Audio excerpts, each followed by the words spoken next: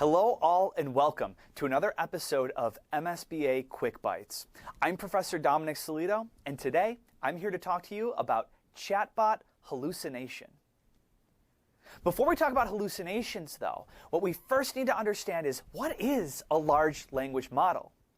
Well, you may be more familiar with popular large language models like ChatGPT, but what a large language model really is it's a deep learning algorithm that can do things like summarize and translate and generate text based on a given prompt or input.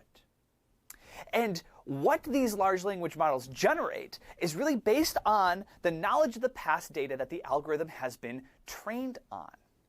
Now, these algorithms, like ChatGPT, are trained on mountains of data, from textbooks to web articles to chat rooms across the internet. And it makes them very versatile in being able to respond to your text prompts. But I said hallucination. If this is an algorithm, how can it hallucinate? Well, when we talk about hallucinations, what we're really referring to is when the large language model gets something wrong. Just like the predictive keyboard on your cell phone, large language models, like ChatGPT, don't always get things right. They predict an output based on what they've been trained on, what they know from the past.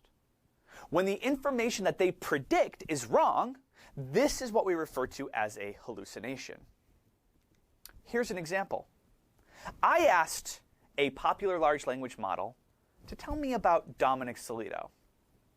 And it said some really wonderful things about me. For example, with a strong educational background, Dominic Sellitto holds a PhD in industrial systems engineering from the University at Buffalo. This is news to me because I hold no such degree.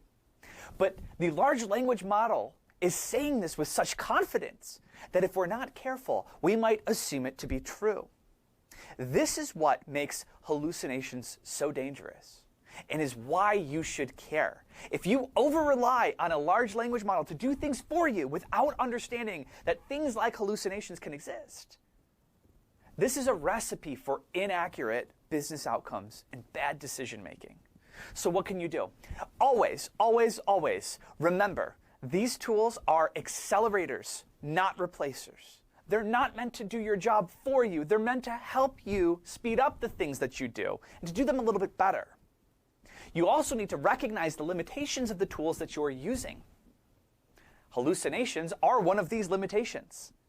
And we also need to do our due diligence and double check and verify that all outputs from our large language models are accurate before using them in decision-making processes. And if you're able to do that, you can overcome some of the biggest weaknesses and limitations of large language models and use them to start enhancing your productivity and decision-making skills.